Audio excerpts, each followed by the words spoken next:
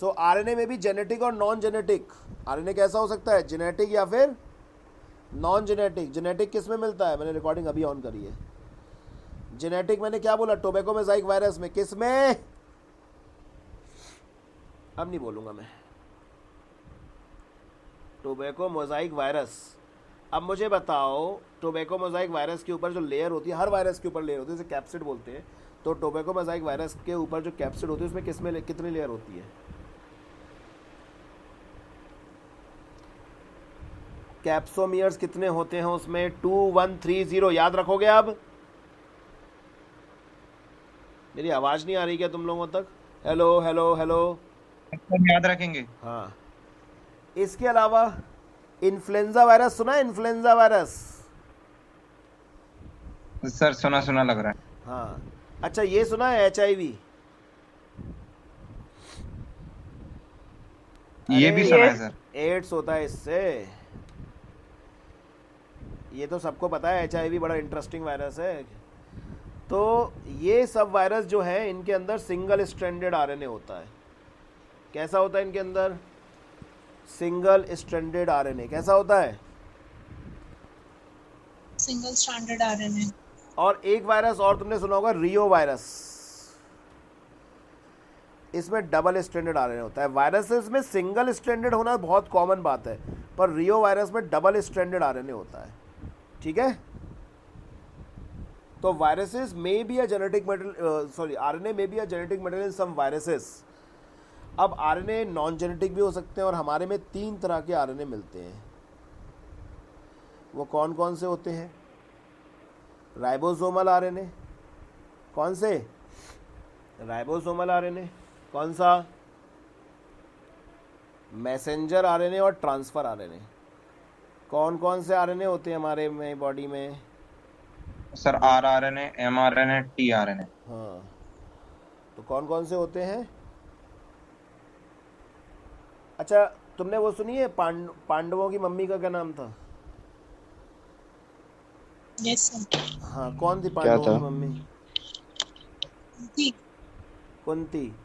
तो RRNA की अगर कुंती। हम बात करें, हाँ कुंती, तो RRNA अगर हम लोग बात करें, RRNA की जो डिस्कवरी करी है वो कुंती ने की है। हाँ, किसने करी है? कुत्ते। कुंती। तो मेल थे कुंट्स, फीमेल? नहीं, कुंट्स ने मेल नहीं करी है, ऐसे ही बोल रहा हूँ मैं तो। ठीक है? mRNA किसने डिस्कवर किया है? Jacob and Monod. इन्होंने एक लैक ओपरॉन मॉडल भी दिया है जो हम लोग आगे पढ़ेंगे। जैकब एंड मोनॉड, क्या नाम है उनका? Jacob and Monod. और एक तुम्हें पता होगा, क्रैक सा आदमी था, सर अरिस्टोटल।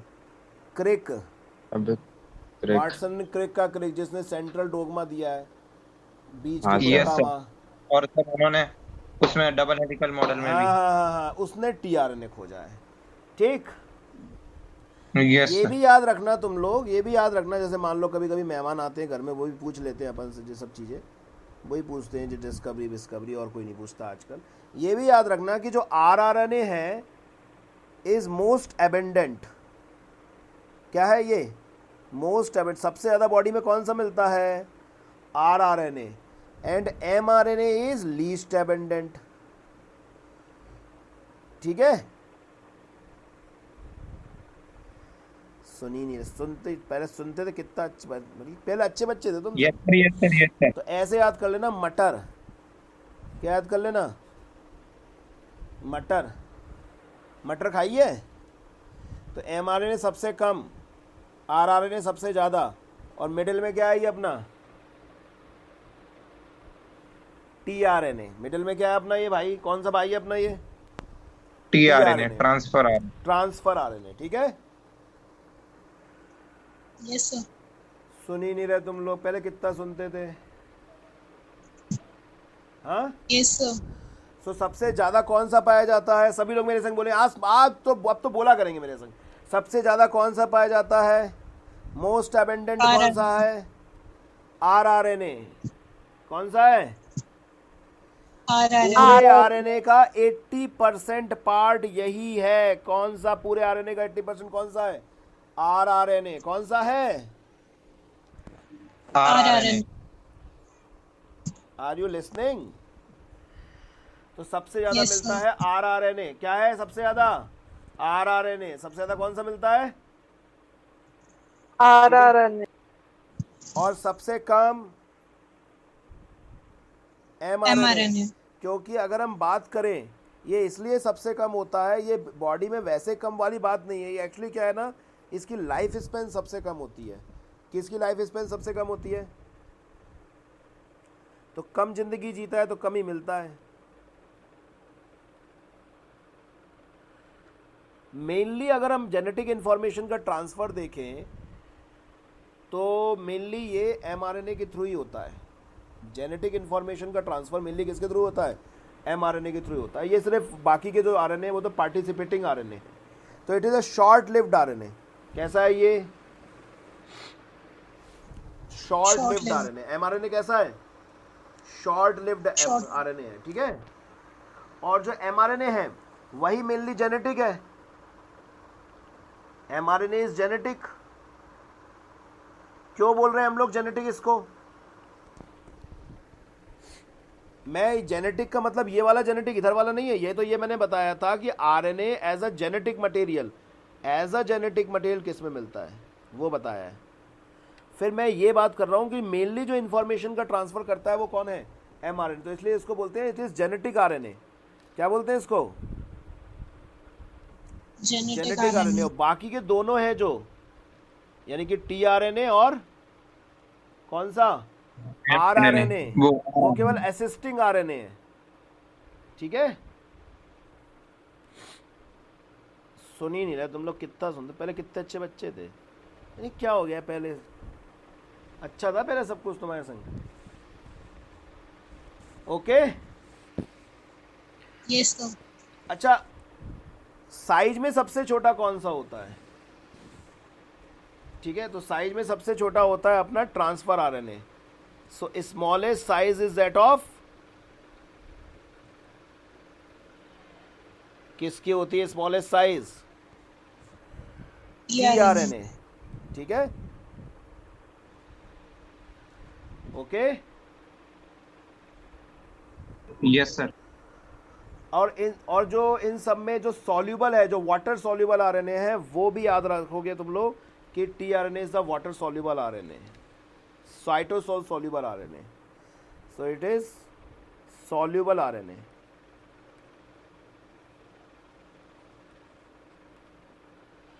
ओके। तो 3 तरह के आरएनए होते हैं। बताओ कौन कौन से आरएनए होते हैं? बताओ मोहित बताया सर कौन टी कौन से होते हैं। And RNA. तो मटर, ये मटर क्या चीज थी? मटर, ये मटर क्या था? मटर, मटर क्या है ये? सर कौन कितना ज्यादा अबेंडेंट है इसके बारे में हाँ। बताया था। ठीक है। अब अगर हम Yes, बात sir. करें, ये- थोड़ी सी और बात कर लेते हैं अपन। जो आरआरएनए है,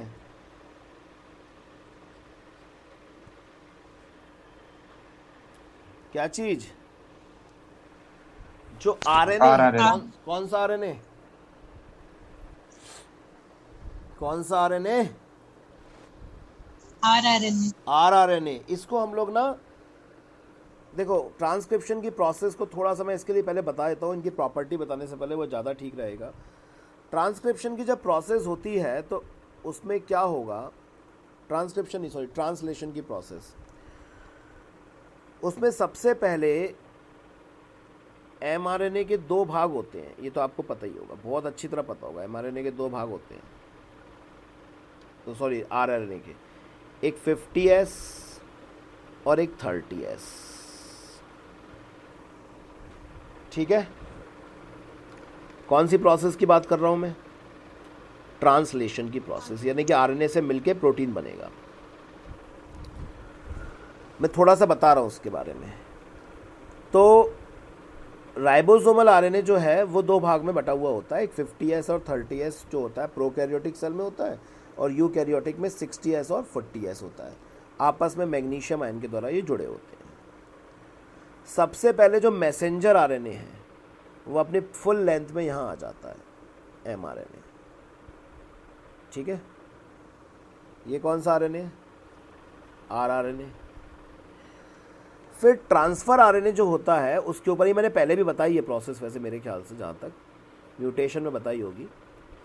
फिर उसके बाद क्या होता है कि ये जो टीआरएनए होता है इसके ऊपर अमीनो एसिड मौजूद होता है, और यहाँ पर इस एमआरएनए के ऊपर कुछ कोडॉन्स बने होते हैं, AUG, मतलब न्यूक्लियोटाइड बेस पेयर सीक्वेंसेस होते हैं, उन उसका एंटी कोडॉन यहाँ बना होता है। जैसे मान लो यहाँ AUG बना है तो यहाँ पे UAC बना होगा, और उसके करस्पॉन्डिंग एक अमीनो एसिड लगा रहता है। तो ये टीआरएनए मेनली क्या लेके आता है? एक अमीनो एसिड को ब्रिंग करके लाता है, और ये कहाँ कैसे किसको रीड करके ब्रिंग करता है? एमआरएनए के ऊपर मौजूद न्यूक्लियोटाइड सीक्वेंसेस को। ठीक है, तो एक एक करके ये अमीनो एसिड को जोड़ता चलाता है। जैसे जैसे यहाँ सीक्वेंस होते हैं वैसे वैसे टीआरएनए आते चले जाते हैं, और ऊपर के अमीनो एसिड जुड़ के एक पॉलीपेप्टाइड चेन बनाते चले जाते हैं।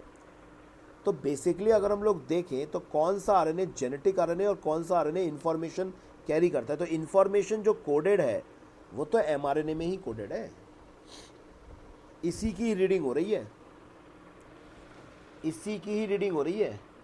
तो इसका मतलब आरआरएनए क्या कर रहा है यहाँ पे? आरआरएनए तो क्या कर रहा है यहाँ पर? ये स्ट्रक्चरल आरएनए है। ठीक है, ये आरआरएनए जो है वो कैटालाइसिस कर रहा है, मतलब कैटालिटिक आरएनए के रूप में है, मतलब ये यहाँ पे प्रोसेस में सपोर्ट कर रहा है, केवल ये कैटालिस्ट है, प्रोसेस को केवल सपोर्ट कर रहा है। तो मेनली अगर रीडिंग होती है तो वो किसके हिसाब से होती है? एमआरएनए। एमआरएनए के हिसाब से रीडिंग होती है। कुछ समझ में आ रहा है? मेन रीडिंग किसके हिसाब से होती है? Sir mRNA. एमआरएनए के हिसाब से होती है। ठीक है, तो चलो बताओ मुझे, सबसे पहले तो मुझे ये बताओ कि आरएनए कितने प्रकार के होते हैं? सर 3। 3 प्रकार के। सबसे कम मात्रा में कौन सा मिलता है? Sir RR. सबसे कम मिलता है मैसेंजर आरएनए। यही याद करो, यही याद करो, सबसे कम कौन सा मिलता है? Messenger RNA. एमआरएनए। ठीक है, फिर कौन सा मिलता है? Sir RR. वो टीआरएनए। और फिर कौन सा मिलता है? आरआर। आरआरएनए। ठीक है, एक बात बताओ, तुम सब लोग ये कॉपी पे नोट करते हो अपना? यस सर, पूरा है पूरा नोट करते हो? सर, अभी तक जो लिखवाया है वो सारा है। ओके, अब मैं ऑफलाइन स्टार्ट मैंने कर दी है, ओके, और इस बैच को मैंने कर दिया है डेली। अब मुझे तुम लोग रोज अपनी कॉपी चेक कराया करोगे, जो भी नोट कर रहे हो। तो सर कैसे? दूसरे दिन आके, भले ही कहीं से भी नोट करो, कुछ भी करो, लेकिन नोटेड होना चाहिए आपके पास। ठीक, अमृता थोड़ी लेट ज्वाइन की है, मैं एक बार बता दूं, कुछ नहीं है, थोड़ा सा बस बताया मैंने। आरएनए जो होते हैं वो आरएनए न्यूक्लिक एसिड है। आरएनए कुछ वायरसेस वगैरह में जेनेटिक होते हैं, जैसे tobacco Mosaic virus, influenza virus, HIV में सिंगल स्ट्रैंडेड जेनेटिक आरएनए होता है। रियो वायरस जो होता है उसमें डबल स्ट्रैंडेड आरएनए होता है। और हमारे अंदर 3 प्रकार के नॉन जेनेटिक आरएनए मिलते हैं। सबसे कम मात्रा में जो आरएनए मिलता है, सबसे कम मात्रा में जो आरएनए मिलता है वो मिलता है एमआरएनए। फिर ज़्यादातर हमारे में टीआरएनए मिलता है, और आरआरएनए सबसे ज़्यादा मिलता है। इसके लिए एक फार्मूला है मटर यानी कि सबसे कम मिल रहा है मैसेंजर आरएनए, फिर ट्रांसफ़र आरएनए, और फिर राइबोसोमल आरएनए। और इनकी खोज किसने की थी? वो इनके नाम है, कुंट्स ने आरएनए की खोज करी, आरआरएनए की, राइबोसोमल आरएनए की, मैसेंजर आरएनए की खोज करी जैकबन मोनोड ने, और ट्रांसफ़र आरएनए की खोज करी क्रिक ने। ठीक है, लाइफ स्पेन आरएनए का बहुत शॉर्ट होता है। लाइफ स्पेन सबसे कम किसका होता है? एमआरएनए का होता है, इसलिए एमआरएनए सबसे कम मिलते हैं। और स्मॉलेस्ट साइज अगर पूछोगे तो किसका होता है? स्मॉलेस्ट साइज होता है टीआरएनए का। ठीक, और इसे हम सॉल्युबल आरएनए भी कहते हैं। Okay, yes sir.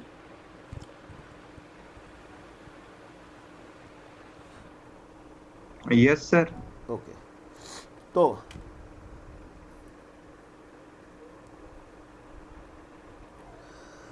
अगर हम बात करें अब थोड़ी सी आरआरएनए के बारे में, और कुछ नोट पॉइंट्स और देखते हैं अपन।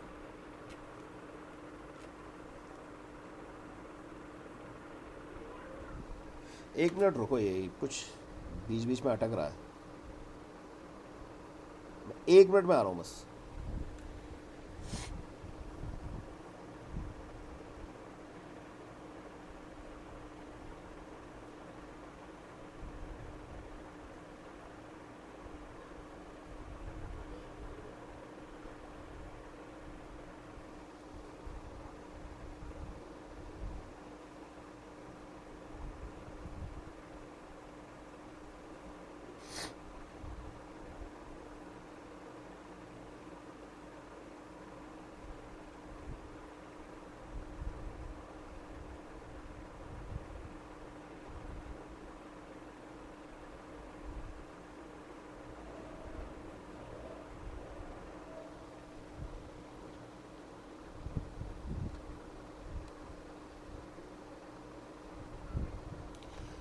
ओके कुछ नहीं, सेल कम हो गई थी इसलिए हो रहा था। चलो, तो अब सुनो, तो हमने 3 प्रकार के आरएनए देख लिए, एमआरएनए देख लिया, आरआरएनए देख लिया और टीआरएनए बोल देख लिया हमने। नाउ ये जो आरएनए है यानी कि आरआरएनए और टीआरएनए, ये दोनों असिस्टिंग आरएनए, ये मैंने बताया कि मैसेंजर आरएनए जो है उसी में मेन कोडिंग होती है। Yes sir. आरआरएनए का मेनली काम क्या है कि वो सिर्फ कैटेलाइज करता है प्रोसेस को, ठीक है ना। तो ये भी याद रखेंगे कि rRNA is known as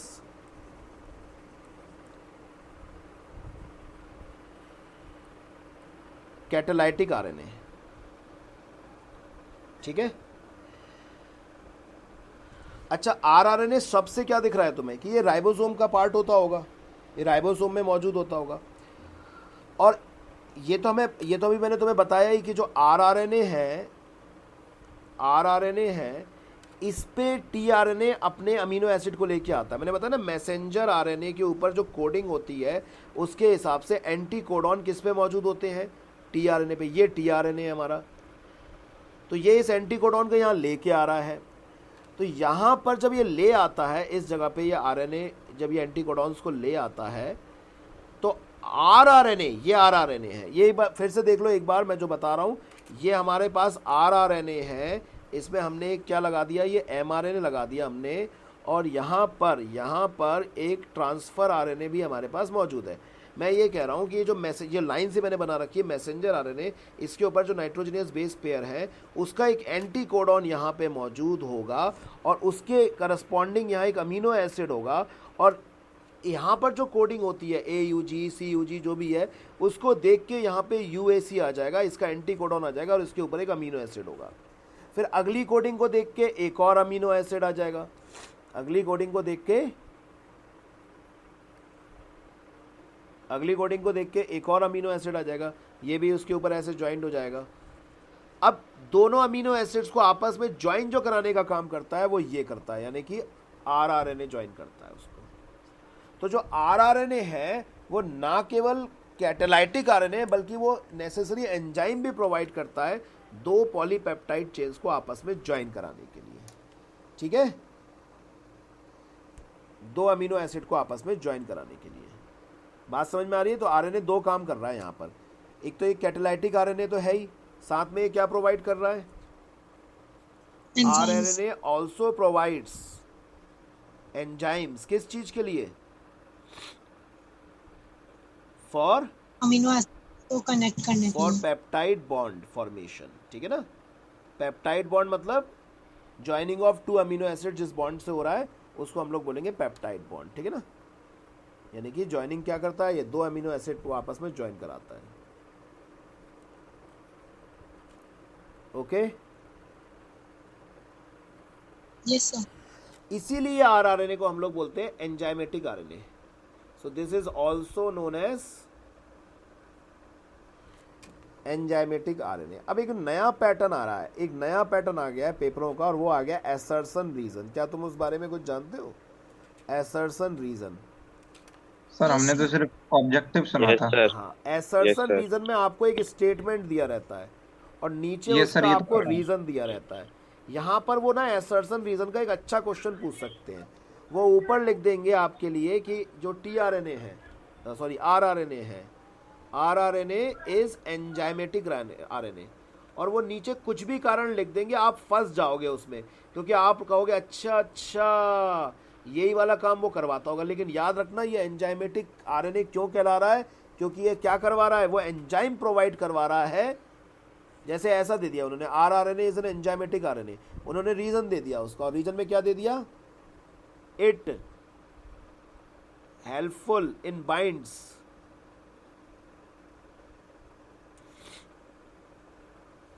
to amino acid together. तो क्या ये इसी का रीजन है? बिल्कुल, ये इसी का रीजन है। ये एंजाइमेटिक आरएनए इसलिए कहला रहा है क्योंकि ये 2 अमीनो एसिड को आपस में ज्वाइन करवाता है। ये एंजाइमेटिक एक्शन है, मतलब यही एंजाइम्स इसके आपस में, यही एंजाइम, यही वो बंदा है, यही वो आरएनए है जो कि ऐसे एंजाइम प्रोवाइड करवा रहा है जो कि 2 अमीनो एसिड को आपस में ज्वाइन कराएगा। ठीक है, इसलिए इसको एंजाइमेटिक आरएनए कह रहे हैं। ठीक है, तो एसर्शन रीजन में एक स्टेटमेंट होते हैं, दो स्टेटमेंट होते हैं एक्चुअली। अगर दोनों स्टेटमेंट सही हैं और दोनों एक दूसरे को करेक्ट एक्सप्लेन कर रहे हैं, रीज़न इसका सही है, करेक्ट, तो आंसर ए होता है। ठीक है, इसको हम एसर्शन रीजन बोलते हैं। क्लियर है ये बात? सर इसका सी है आंसर। मैं ए बता भी रहा हूँ तो भी वो लगातार अपनी तरफ से सी बना रहा है बैठ के। सर ये ऑप्शन सी पे दे रखा हो तो कह रहा हूँ। कैसे? अरे सर कुछ नहीं। समझ गया, मैं समझ गया। तुम कहना चाह रहे हो कि यही बात अगर सी में बोली हो कि एसर्शन सही है, रीजन सही है और रीजन एसर्शन का सही एक्सप्लेनेशन है, तो क्या होगा, है ना? Yes sir yes. हाँ, तो तुम्हें कुछ ना कुछ बोलना है, तो उससे कुछ नहीं होता। मतलब सर ये पॉइंट सही होगा इस सब में। कौन सा पॉइंट? सर यही RNA is an enzymatic RNA.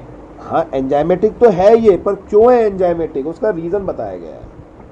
To amino acid together. हाँ, क्योंकि वो दो अमीनो एसिड को आपस में ज्वाइन करता है। ठीक है, बोलो। Yes sir. ओके, अब बात कर ले थोड़ी सी एमआरएनए की। नाम से ही दिख रहा है, क्या है ये? मैसेंजर।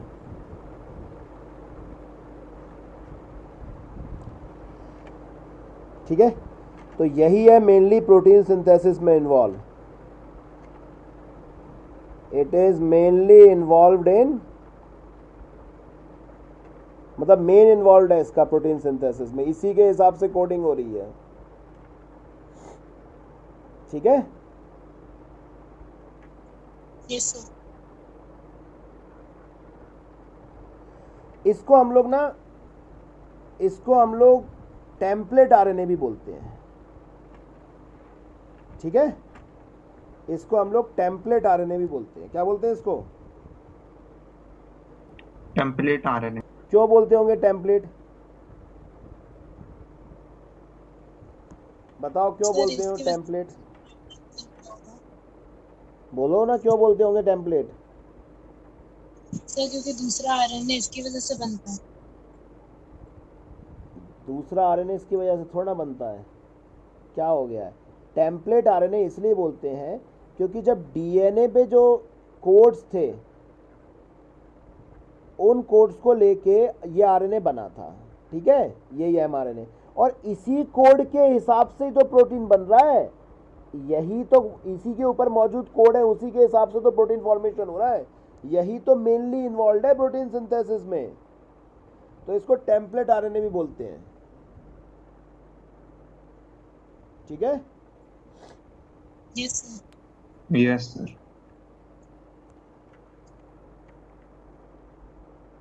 और टीआरएनए क्या करता है?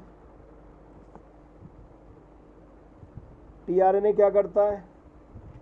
अरे अभी तो बोला मैंने, टीआरएनए क्या पकड़ के लाता है? अमीनो एसिड पकड़ के लाता है। क्या लेके आता है? कहाँ करेक्ट कर दिया मैंने, ये अमीनो एसिड पकड़ के लाता है। वैसे हमारी बॉडी में अगर आपसे ये पूछा जाए, देखो तीन बातें याद रखना, आपसे ये पूछा जाए कैटालाइटिक और एंजाइमेटिक आरएनए कौन सा है, तो आप क्या बोलोगे इसमें? आरआरएनए। क्या बोलोगे? रिस्पॉन्स दिया करो, आरआरएनए। अगर आपसे कोई ये पूछे कि किसके हिसाब से मेनली कोडिंग होती है, तो आप बोलोगे एमआरएनए। क्या बोलोगे? एमआरएनए।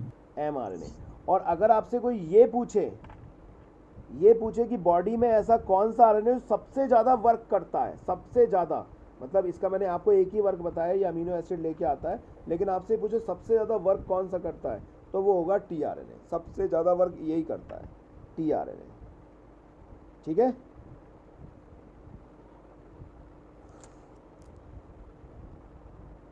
ठीक है। Yes sir. Yes sir. चलो अब बात कर लेते हैं थोड़ी सी हम लोग आरआरएनए के बारे में, थोड़ा सा और करते हैं बात। अब जो ये आरआरएनए है, ये one of the component of ribosome है। राइबोसोम सेलुलर स्ट्रक्चर है। राइबोसोम सेल का सबसे छोटा स्ट्रक्चर है। राइबोसोम सबसे लेट डिस्कवर्ड हुआ था क्योंकि सबसे छोटा है, उसकी डिस्कवरी करी थी पेलाडे ने। तो राइबोसोम के अंदर एक कंपोनेंट है आरआरएनए, सिर्फ राइबोसोम के अंदर का एक कंपोनेंट है, पूरा राइबोसोम नहीं है आरआरएनए, ठीक है, उसका कंपोनेंट है। Okay, yes sir. बता ओके। Yes sir. ओके, अब हम इनकी जो साइज मेजर करते हैं, साइज मेजरमेंट होता है वो सेडिमेंटेशन यूनिट में होता है। जो इनका साइज मेजरमेंट होता है किसका, किसी भी आरएनए का, वो किस में होता है, सेडिमेंटेशन यूनिट। कौन सी यूनिट होती है,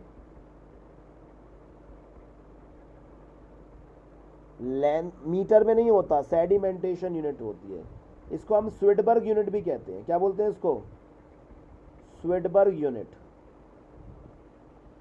तो हम लोग ये तो जानते ही हैं बचपन से कि प्रोकैरियोट्स में क्या मिलते हैं,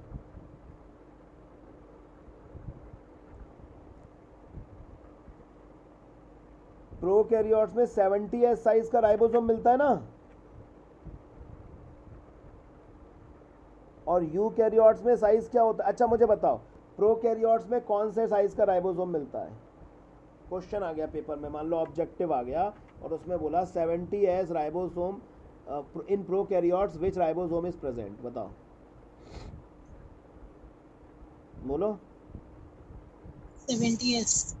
70s राइबोसोम इज प्रेजेंट। लेकिन अगर ये बोल दिया 70s ribosome is present in,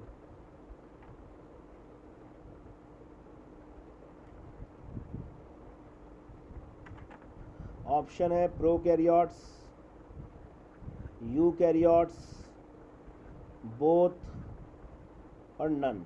अब बताओ क्या आंसर रखोगे।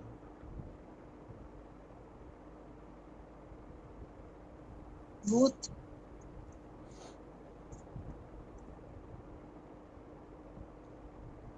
बोलो बोलो। मैंने पहला पार्ट तो ये लिखा कि प्रोकैरियोट्स में 70s राइबोसोम मिलता है, in prokaryotes 70s ribosome is present. अब ये तो मान लो पहले साल पेपर में आया था, ये सही भी है स्टेटमेंट, गलत कुछ नहीं है इसमें, प्रोकैरियोट्स में 70s राइबोसोम मिलते ही हैं। लेकिन अगले साल पेपर में क्वेश्चन आया 70s ribosome is present in, अब बताओ आंसर क्या लिखोगे। Option C. क्यों, सर क्योंकि यूकैरियोट्स में भी हो सकता है। तेज बोलो बेटा, आवाज़ नहीं आ रही है बिल्कुल भी।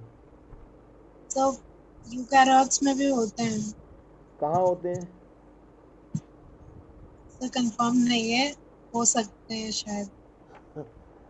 देखो नहीं, आंसर सी ही है। यूकैरियोट्स में मेनली 80s राइबोसोम मिलता है, लेकिन यूकैरियोट्स के माइटोकॉन्ड्रिया में, किसमें, माइटोकॉन्ड्रिया में और प्लास्टिड में अपना खुद का आरएनए होता है और वो 70s होता है, ठीक है। तो ये होते Yes, तो sir. यूकैरियोटिक सेल के अंदर ही है, यस सर। ठीक है, ठीक है Aditya. Yes. Yes sir. Yes sir. तो क्या अंतर है बताओ, क्या प्रोकैरियोट्स में कौन से कौन सा टाइप का आरएनए मिलता है। एस मतलब क्या है, सेडिमेंटेशन यूनिट, ठीक है।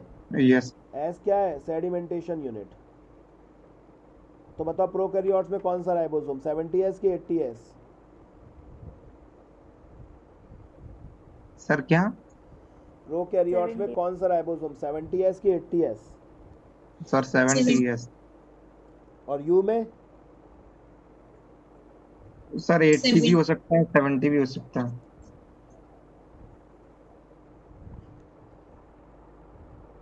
तो प्रोकैरियोट्स में हमने ये देखा कि यहाँ पर दो तरीके के एक 60s टाइप का आरएनए और यूकैरियोट्स में दो तरीके के मिल सकते हैं।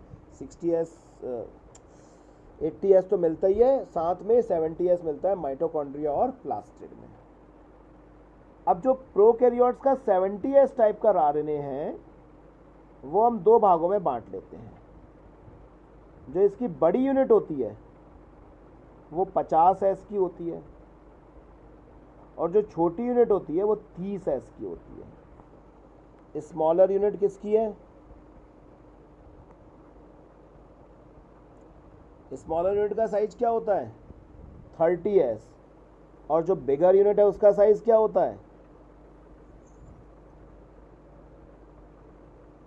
50s। ठीक है, आपस में जुड़े होते हैं अक्सर मैग्नीशियम आयन के द्वारा। वैसे इसको कोई भी डाईवैलेंट कैटायन जोड़ सकता है, लेकिन ये मैग्नीशियम आयन के द्वारा यहाँ जुड़े हैं मेजॉरिटी केसेस में। ओके, तो दो तरह की यूनिट्स हैं। कौन कौन सी यूनिट है दो तरीके की? एक तो 30s और दूसरी कौन सी है?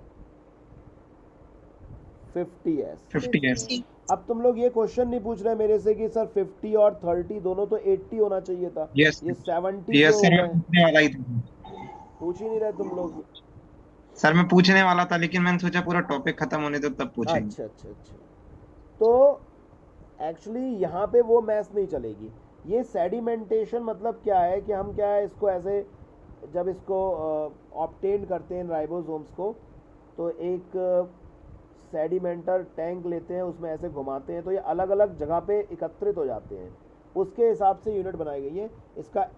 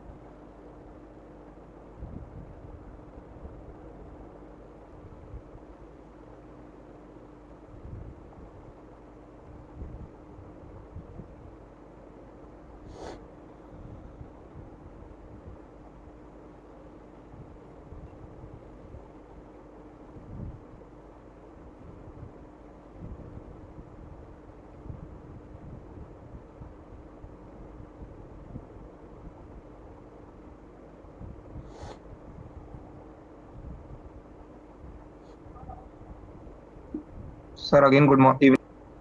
Good evening.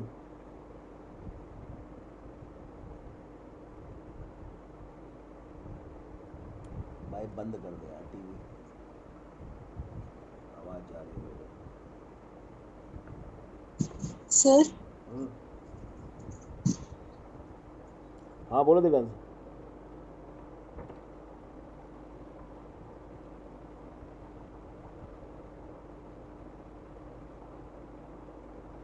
हाँ बोलो दिव्यांश, मेरी आवाज़ म्यूट हो गई थी। हाँ बोलो। सर अगर आरएनए डबल स्टैंडर्ड होगा तो वो स्टेबल हो जाएगा? कौन सा? कोई सा भी एमआरएनए वगैरह? वो नहीं सर, जैसे आपने अभी जब मैंने जेनेटिक और 3 नॉन प्रकार के आरएनए बोले ना, जेनेटिक 3 प्रकार के। यस सर, हाँ तो जैसे मैंने शुरुआत में बोला डबल स्टैंडर्ड आरएनए। तो वो स्टेबल हो जाएगा? Stable in the sense reaction में पार्टिसिपेट नहीं करेगा, ये कहना चाह रही हो? Yes sir. तो स्टेबल का मतलब तो ये होता है कि उसके जेनेटिक मटेरियल में कोई चेंज नहीं आता, मतलब कोई म्यूटेशन नहीं हो रहा। सर जब आप स्टेबिलिटी बता रहे थे डीएनए और आरएनए की कंपेयर करके, हाँ तो सर आपने कहा कि वो सिंगल स्टैंडर्ड है इसलिए पार्टिसिपेट कर रहा है और इसलिए वो बहुत रिएक्टिव है। हाँ रिएक्टिव है, सही बात है। तो सर जब यहाँ पे तो मैं डबल वही तो पूछ स्टैंडर्ड रहा हो हूँ, जाएगा उसी को कह रहा है ना, कैटालाइटिक एक्टिविटी जो वो करता है रिएक्शन के अंदर। Yes sir. हाँ वो स्टेबल तो हो जाएगा, लेकिन ये रहेगा नहीं स्टेबल। ये डबल स्टैंडर्ड आरएनए आने से एक एंजाइम बन जाता है, क्रिस्पर एंजाइम बन जाता है, वो तोड़ देता है उसको, तो वो सिंगल स्टैंडर्ड में तोड़ता चला जाता है। तो जब ये किसी की बॉडी के अंदर एक्शन करता है तो भी ये कैटालाइटिक एक्टिविटी शो करता है वहाँ पे जाके। हालांकि थ्योरेटिकली देखा जाए तो double standard RNA are more stable than single standard RNA. बिल्कुल सही बोल रही हो तुम। Okay sir. ठीक है भाई, टीवी बंद कर दे यार, आवाज़ आ रही है। हाँ चलो, यहाँ तक समझ में आ गया? मोहित एब्सेंट है, अभी आया ही नहीं, अभी तक ज्वाइन नहीं किया इसने। सर वो तो सबसे पहले आ जाता है। वही तो, आ जाने तो, उसको ज्वाइन कर रहा है तो आगे लिख के ज्वाइनिंग।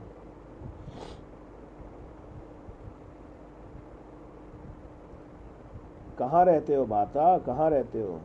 कहाँ थे मोहित? जल्दी आ जाया करो। वो मम्मी ने बुला लिया अच्छा, था सर। तो प्रोकैरियोटिक सेल के आरएनए को 70S को हमने दो पार्ट्स में बांटा, 30S और 50S में। तो बात समझ में आ गई कि ये सेडिमेंटेशन के ऊपर है, इसका ऑर्डिनरी मैथमेटिक्स से कोई रिलेशन नहीं है। ठीक है, कहने का मतलब ये है इन दोनों को मिला दोगे तो उसकी डेंसिटी ग्रेडियंट ज़्यादा होगी, मतलब वो ज़्यादा मैसिव हो जाएगा। तो वो एक बीकर, जब हम उसको घुमाएंगे किसी एक बीकर में, तो वो अलग पोजीशन पे 70S वाली पोजीशन पे रुकेगा, जो हल्का होगा वो 30S वाले पे रुकेगा। लेकिन ऐसा नहीं है कि एग्जैक्ट एडिशन हो जाएगा वहाँ पर, ऐसा नहीं है। ठीक है,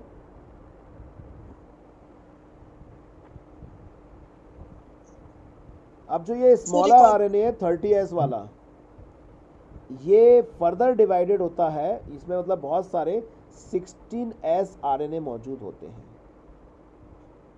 क्या मौजूद होते हैं इसमें? बहुत सारे 16S आरएनए क्या होते हैं इसमें?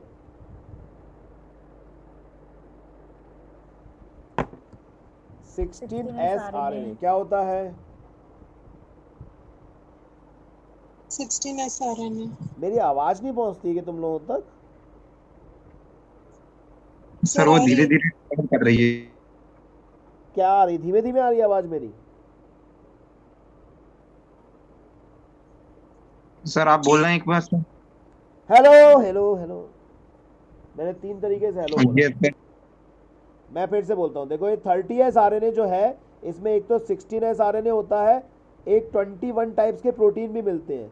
30S आरएनए में एक 16S आरएनए होता है और 21 टाइप के प्रोटीन मिलते हैं। नहीं आ रही यस आवाज? सर, आ रही। Yes sir. हाँ, Yes, सर आ रही है। रिस्पॉन्सेस दिया करो, विदाउट रिस्पॉन्सेस समझ में नहीं आता है कुछ भी। ओके, तो Yes, सर आ रही है। ठीक है। 30S आरएनए में 16S आरएनए से मिलके बना है। किससे मिलके बना है? 16S आ रही हाँ, और उसमें 21 तरीके के प्रोटीन होते हैं। कितने तरीके के प्रोटीन होते हैं? सर 21। ठीक है। अब जबकि जो 50S वाला आरएनए है वो 23S आरएनए, कितना? 23S आरएनए, ठीक है। इसके अलावा 5S आरएनए और 5.8S आरएनए से मिलकर बना है। याद रख पाओगे नंबर्स?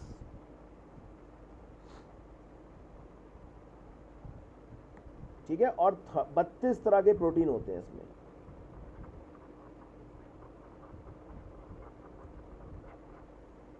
नंबर्स याद रख पाओगे? बताओ मुझे एक बार फिर से, प्रोकैरियोट्स में कौन सा आरएनए मिलता है? 70S। 70S किन दो आरएनए से मिलके बना है? सर 50S और 30S। Sir 30S। 30S किससे मिलके बना है? 16S RNA और 21 टाइप्स ऑफ 21 टाइप प्रोटीन। और 50S 23S RNA, 5S RNA, 5.8S RNA हाँ और 32 टाइप प्रोटीन। हाँ, याद रखे रहना। अब यूकैरियोट्स की अगर हम बात करें, किसकी बात करें? यूकैरियोट्स। यूकैरियोट्स में मैंने तुम्हें क्या बताया? 2 तरीके के आरएनए मिलते हैं। साइटोसोल में तो क्या मिलता है? 80S टाइप का आरएनए मिलता है। लेकिन माइटोकॉन्ड्रिया के अंदर क्या मिलता है? 70S। और प्लास्टिड, अगर प्लांट सेल होगी, प्लास्टिड के अंदर भी 70S। 70। ये भी 2 भागों में डिवाइडेड होते हैं। जो बड़ी यूनिट है, बिगर सब यूनिट है उसकी, वो 60S टाइप की होती है। नहीं, हाँ 80 है ना, तो 60 और 40। हाँ, तो 80S जो है वो 2 भागों में बटा हुआ है। एक तो बड़ी यूनिट कितने की होगी? 60S। बड़ी यूनिट 60S। और छोटी यूनिट कितने की होती है इसकी? 40S की। ठीक है, बड़ी यूनिट कितने की? 60S की। छोटी यूनिट कितने की? 40S की। दोनों के बीच में क्या मौजूद होता है? Magnesium ion. वही मैग्नीशियम आयन। ठीक है,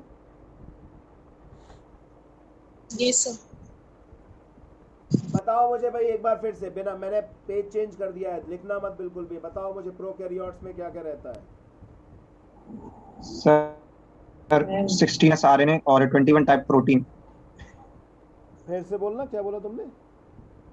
सर 16 RNA हाँ, मैंने 60 सुना था। और और 21 50S टाइप वाले में प्रोटीन। क्या क्या रहेगा? सर किसमें? 50S वाले में sir 23S RNA, 5S RNA और 5.8S RNA और 32 तरह 32 के टाइप ऑफ प्रोटीन, प्रोटीन। ठीक है भाई। तो यहाँ पे दो प्रकार की यूनिट्स देखी हमने यूकैरियोट्स में। जो छोटी वाली यूनिट है वो 40S होती है, और बड़ी यूनिट कितने की होती है? 80S की होती है, ठीक। बड़ी बड़ी यूनिट 60S की। तो दोनों मिला के वैसे होना चाहिए 100, लेकिन मैंने तुम्हें क्या बताया कि नॉर्मल वाली मैथ्स अपनी नहीं चलती, ठीक है। तो यहाँ पर जो 40S वाली RNA है ये डिवाइडेड होगा 18S RNA में। इसमें भी कई सारे 18S RNA की यूनिट्स होंगे, ठीक। Yes sir. और तुम्हें पासिंग मार्क्स पहले कितने चाहिए होते थे? 33 टाइप के प्रोटीन होते हैं इसमें, ओके। Yes sir.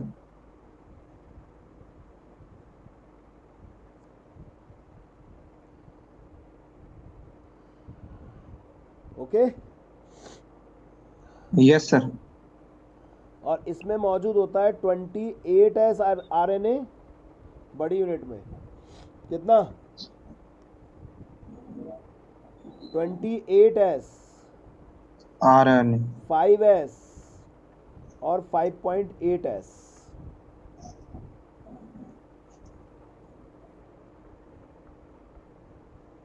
ओके।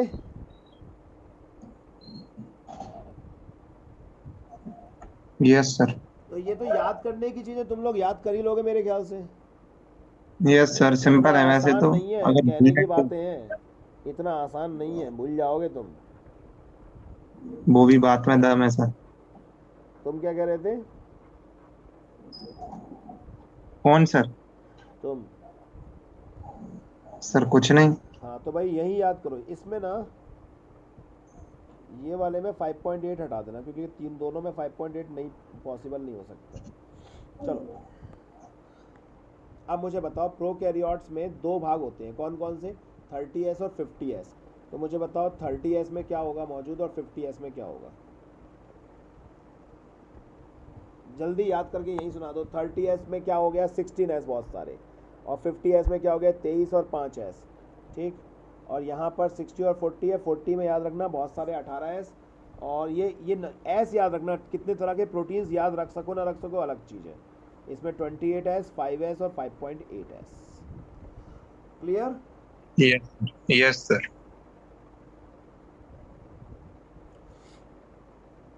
अच्छा अब मुझे सोच के बताओ, इतने एस बता दिए मैंने, कौन सा दोनों में कॉमन एस है?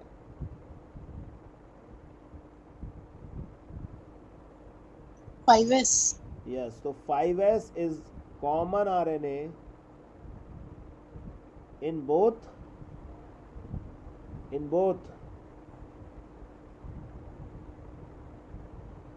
भाई प्रोकैरियोट्स की जो लार्जर यूनिट है, लार्जर सब यूनिट है, उसमें भी 5S मौजूद है, ठीक है। एंड इन यूकैरियोट्स की भी लार्जर यूनिट में क्या मौजूद है? 5S RNA मौजूद है, ओके। यस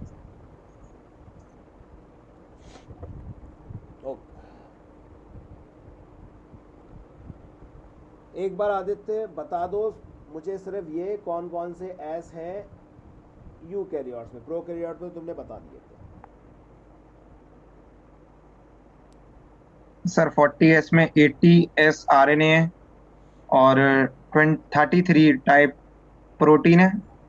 और 60S में 20S RNA है, 5S RNA है, 5.8S RNA है और 50 टाइप प्रोटीन है। शायद शायद नहीं सर, यही है।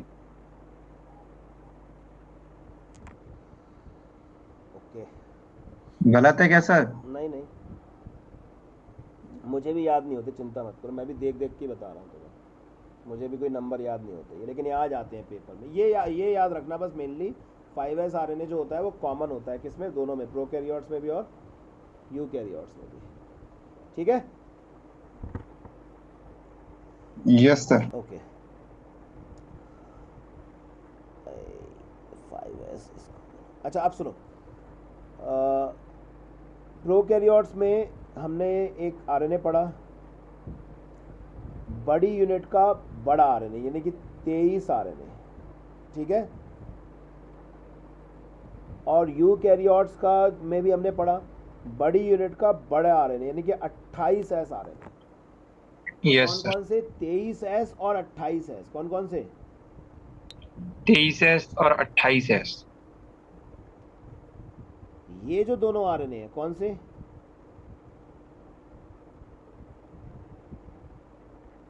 ये कौन दोनों से? RNA हैं अरे कौन कौन से दोनों? सर, 23 और 28S। हाँ, तो मैंने अभी तुम्हें एक बात बताई थी कि जो rRNA होता है वो कैटालिटिक एक्टिविटी शो करता है और वो एंजाइम देता है पेप्टाइड बॉन्ड फॉर्मेशन के लिए। अभी थोड़ी देर पहले मैंने तुम्हें प्रोटीन के बारे में बताया कि प्रोटीन कैसे बनता है, मैंने बताया ना अभी कि ये mRNA होता है, इसको एक जगह प्रोवाइड करता है rRNA, और tRNA अमीनो एसिड ले लेके आता है, फिर जब tRNA अमीनो एसिड ले आता है तो इसके ऊपर के अमीनो एसिड को जोड़ने के लिए जो एंजाइम देता है वो rRNA देता है। बताया ना अभी ये बात मैंने तुम्हें? हाँ सर, बताई थी। तो ये जो rRNA देता है वो बात ठीक है, लेकिन rRNA में भी कौन सा पार्ट देता है, तो ये याद रखोगे 23 RNA और 28 RNA। These RNA provides enzymes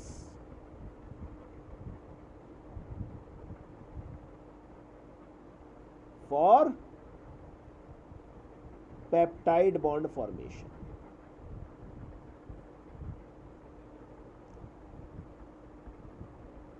नहीं समझ में? अभी बताया था ना मैंने।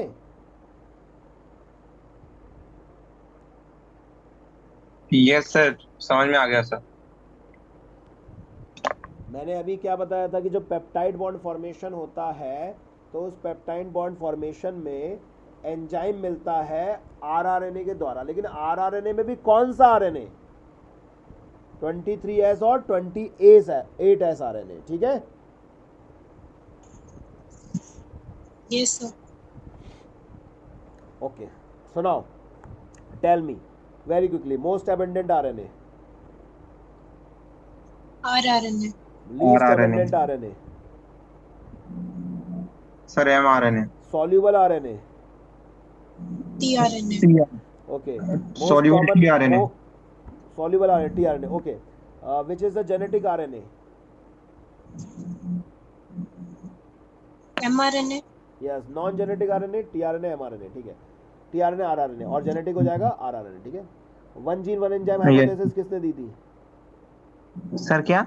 One gene one enzyme hypothesis last time पे बताया था, जो बाद में बदल के कर दी गई थी, one cistron one polypeptide chain hypothesis. One gene one enzyme hypothesis किसने दी थी? सब sir, Tatum. Beadle and Tatum, Beadle and Tatum किसने दी थी? Beadle and Tatum. भूल गए तुम लोग। ओके, आरआरएनए में आरआरएनए का मेनली काम होता है कैटालाइटिक एक्टिविटी। कौन मेनली कैटालाइसिस प्रोवाइड करता है? 23S और 28S RNA। क्या बोला दिव्यांश तुमने? सर 23S और 28S RNA। ठीक है, थोड़ा बहुत सर, क्लियर हुआ क्वेश्चन यहाँ क्या? तक? और टेम्पलेट आरएनए सर, कौन सा है? क्वेश्चन लास्ट में ये बताओ, टेम्पलेट आरएनए। mRNA। ठीक है, चलो अब हम लोग देखते हैं ट्रांसफर आरएनए के बारे में। ट्रांसफर आरएनए, सर, मैंने सोचा क्लास खत्म कर दिया हो।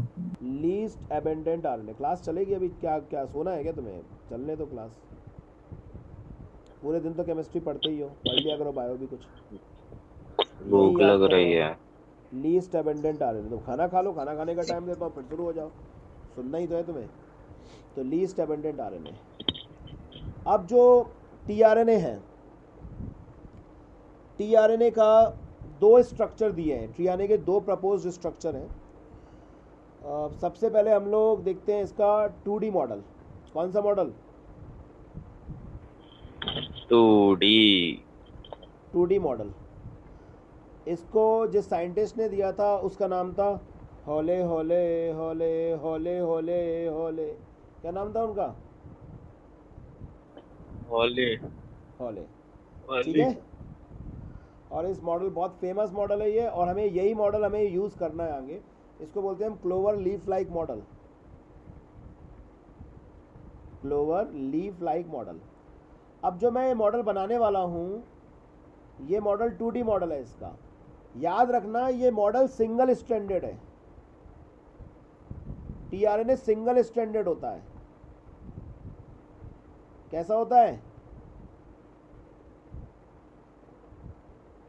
Single stranded. TRNA single stranded होता है। सुनते नहीं हो? टीआरएनए कैसा होता है? Sir single standard. लेकिन हमें अपीयर होता है double stranded, but appears to be double stranded, क्योंकि उसमें बेंडिंग होती है, फोल्डिंग होती है। कैसे बेंडिंग होती है? जैसे अगर ये सीधे सीधे होता तो हमें ये सिंगल स्टैंडर्ड दिखता, लेकिन ये ऐसे मुड़ जाता है, ऐसे। ये इसको भी हम बनाएंगे, इसको डायग्राम। ये ऐसे मुड़ जाता है, तो मुड़ने की वजह से यहाँ पर हमें ऐसे बेंडिंग होने की वजह से ये ऐसा लगता है कि ये डबल स्टैंडर्ड है। ये दो स्ट्रैंड दिखते ना एक संग सामने सामने, तो हमें लगता है ये डबल स्टैंडर्ड है। होता सिंगल हाँ जी। स्टैंडर्ड है, लगता डबल स्टैंडर्ड है। ठीक है।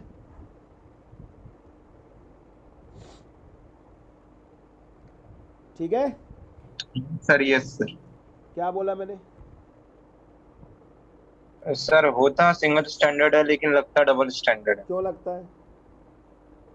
सर क्योंकि वो उसका शेप थोड़ा सर सामने सामने होती है, क्या कहते हैं उससे। क्या कहते हैं मुझे क्या मालूम। नाइट्रोजिनियस बेसिस सर मुझे कहते उसको हैं। कहना नहीं आ रहा। नाइट्रोजिनियस बेसिस तो नहीं कहते कहीं? हाँ सर यही कहते हैं सर। हाँ, नाइट्रोजिनियस बेसिस सामने आ जाते हैं तो हमें वो पेयर्स में नजर आते हैं, पर उनमें कोई बॉन्डिंग नहीं होगी, याद रखना। ठीक है। Yes sir yes sir. So tRNA की डिस्कवरी किसने करी है? हॉले ने करी थी। और जो पहला टीआरएनए उन्होंने डिस्कवर किया था वो था एनालाइल टीआरएनए, और डिस्कवर किया था ईस्ट में। ईस्ट क्या होता है? एल्गा होता है, फंजाई होता है ईस्ट।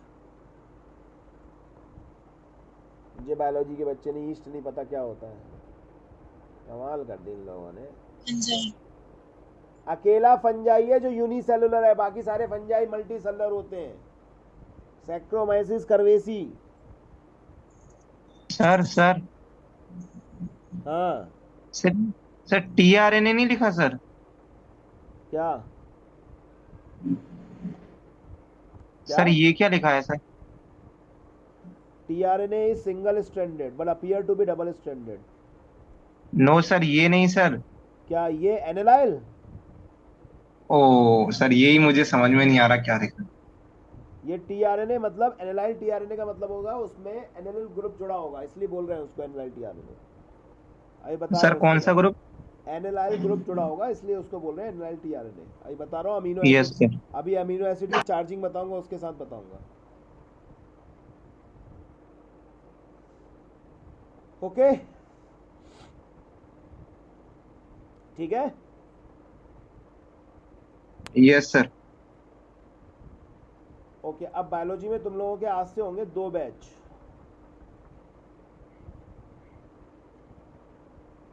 सुबह कितने बजे रख सकते हैं अपन? 12 बजे रख ले बैच एक। सर कितने टाइम पे? रात के सर? 12 बजे। 1 बजे, सर 2 केमिस्ट्री की साढ़े मेरे से 1 बजे, 2 बजे। सर यही सर ठीक है। तो एक काम सर कर लो, ऑफलाइन खाना रख खा रहे लो, हो? 15 मिनट से फिर पढ़ते हैं अपन।